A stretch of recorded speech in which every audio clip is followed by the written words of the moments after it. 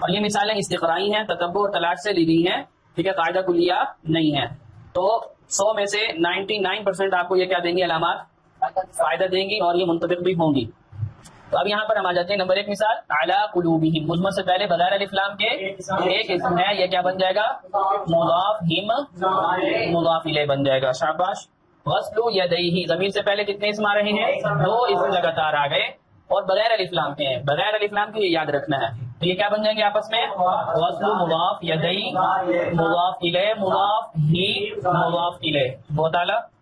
بعض آیات ربک، ضمیر سے پہلے کتنے اسم آ گئے، 3 اسم بغیر الف لام کے آ گئے، تو یہ آپس میں مضاف مضاف الیہ بن جائیں گے۔ بعض مضاف، آیات مضاف الیہ، مضاف، ربی مضاف الیہ، مضاف، کاف مضاف الیہ، بہت اعلیٰ۔ جمیع مدت انقطاع رؤیتی، اس میں ضمیر کہاں ہے،